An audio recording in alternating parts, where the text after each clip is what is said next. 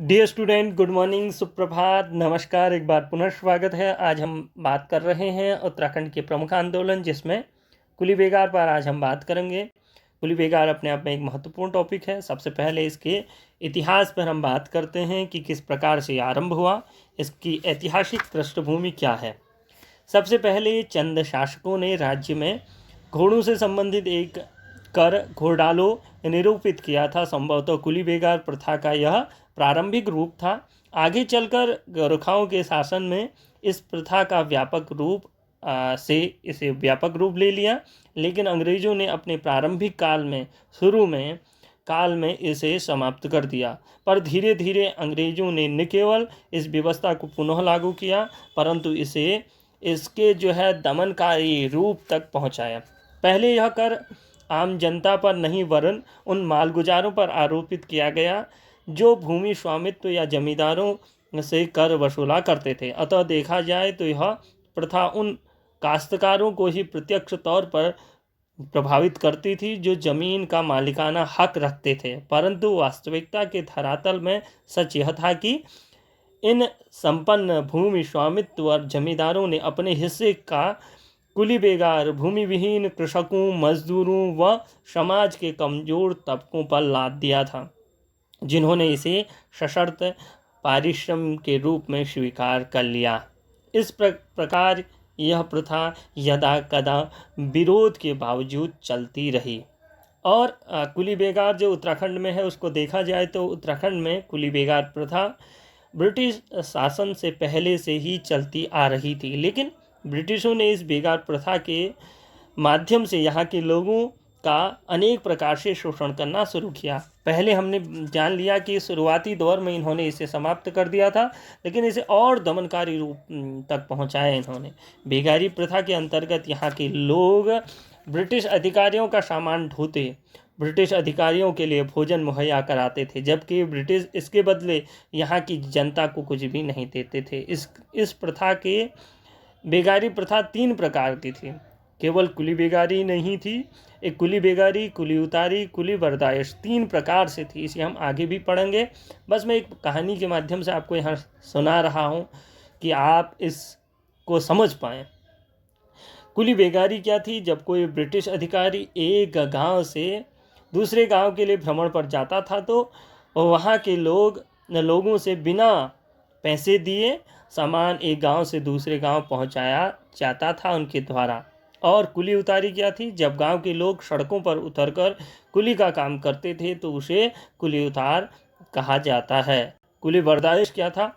जिस गांव में ब्रिटिश अधिकारी रात को विश्राम करते थे, उस गांव के लोग ब्रिटिश अधिकारी के लिए खाद्य सामग्री की व्यवस्था करते थे और उनको कुछ भी दिया नहीं जाता था। देखिए, एक हिसाब से क्या किया जाता था? गुलाम की तरह मतलब रखा जाता था। अब सबसे पहले कुली बेगार जो प्रथा है उसका अंत किस प्रकार से हुआ उसको हम समझते हैं।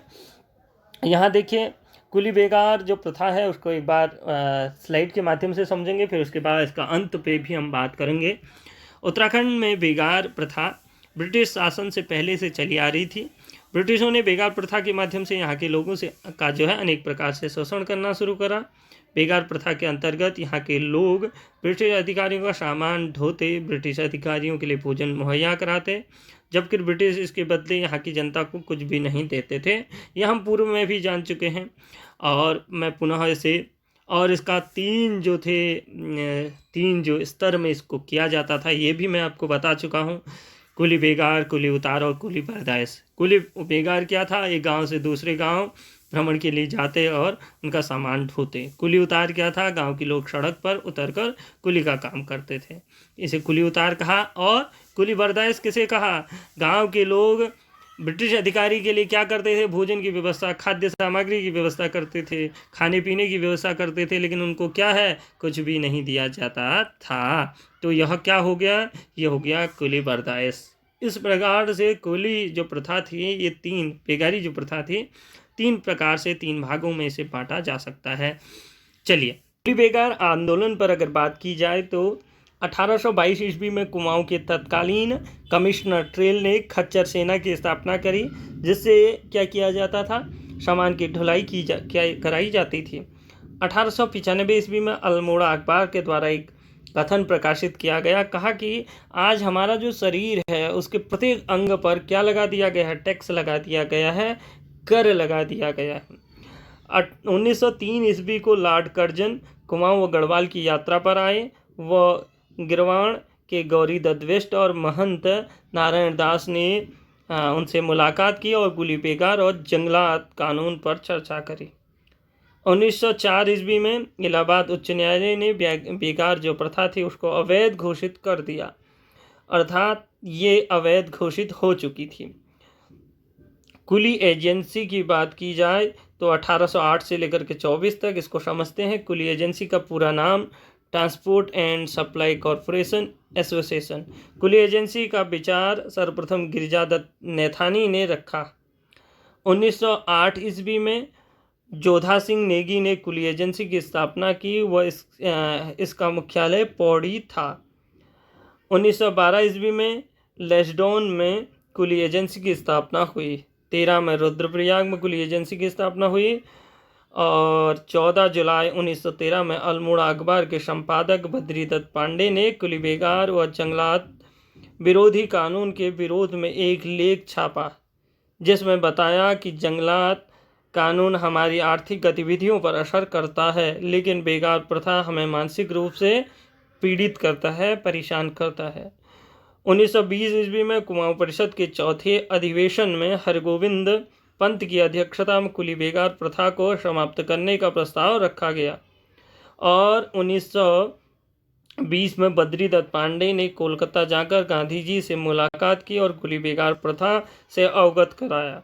1 जनवरी 1921 को कत्यूर के चामी गांव में हरु मंदिर में 400 लोगों ने एक साथ बेगार न देने की शपथ ली। ये अवैध घोषित होने के बावजूद भी इसी प्रकार से क्या होने लगे? चलने लगे। अब देखते हैं इसका अंत किस प्रकार से हुआ। 10 जनवरी 1921 को बागेश्वर में कुली बेगार का विरोध में भीड़ जमा होने लग गई थी।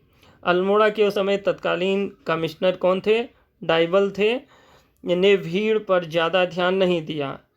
13 से लेकर के 14 जनवरी 1921 में 40,000 लोगों ने बद्रीदत्त पांडे, हरगोविंद पंत व चिरंजी लाल के नेतृत्व में बागनाथ अर्थात बागेश्वर का जो मंदिर है की पूजा अर्चना की और उसके बाद जुलूस निकाल दिया।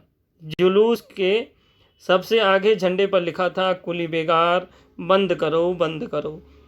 अल्मोड़ा के तत्कालीन जो कमिश्नर थे डाइबल ने भीड़ पर गोली दागनी चाहिए, लेकिन भीड़ अधिक देखकर वह डर गया। उसने कहा न तो मेरे पास इतने सिपाही हैं और न मैं इनका कुछ कर पाऊंगा। पता चला वो मुझे ही कुचल ना दे। इसके बाद सरयू मैदान पर एक सभा होती है। इस सभा को संबोधित कर बद्रीदत्त पांडे ने पवित्र सरयू का जल व बागनाथ मंदिर को साक्षी मानकर प्रतिज्ञा करो कि आज से कुली उतार, कुली बेगार, कुली बर्दाश्त नहीं करेंगे।